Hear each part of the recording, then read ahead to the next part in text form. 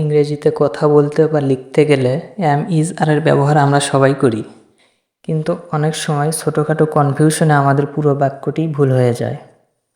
আজ আমরা কোনো কঠিন গ্রামার ছাড়াই মাত্র 3টি সহজ টেকনিকে এর আজীবন মনে রাখার মতো ব্যবহার শিখব। গ্যারান্টি দিচ্ছি, আজকের পর আপনাদের এই ভুল আর কখনোই হবে না ইনশাআল্লাহ। অ্যাম ইজ আর এরা সবাই বর্তমান সময়ের কথা বলে, অর্থাৎ বর্তমানে কেউ কিছু হয় বা বর্তমানে কিছু করছে বোঝাতে এরা ব্যবহৃত হয়। এদের সঠিক ব্যবহারের জন্য আমাদের শুধু মাথায় রাখতে হবে কথাটা কাকে নিয়ে হচ্ছে, সে কি একজন নাকি অনেকে। প্রথমে আসি অ্যামের কাছে।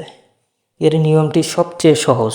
অ্যাম শব্দটা ইংরেজিতে শুধু এবং শুধুমাত্র আই বা আমি এর জন্য রিজার্ভ করা।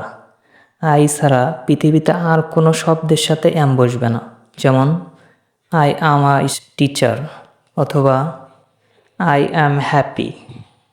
এবার আসুন ইজের ব্যবহার। যখনই আমরা কোনো একজন মানুষ বা একটি মাত্র জিনিস নিয়ে কথা বলবো তখনই বসবে ইজ, যেমন হি, শি, ইট কিংবা যে কোনো একটি নাম, যেমন হি ইজ আ ডক্টর অথবা দ্য ক্যাট ইজ স্লিপিং। সবশেষে আমাদের বাকি রইল আর।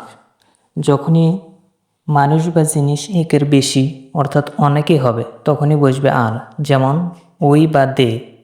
তবে এখানে একটি স্পেশাল নিয়ম মনে রাখবেন, ইউ তুমি বা তোমরা এর সাথে সবসময় আর বসবে, সে একজন হোক বা একাধিক, যেমন উই আর লার্নিং ইংলিশ অথবা ইউ আর স্মার্ট।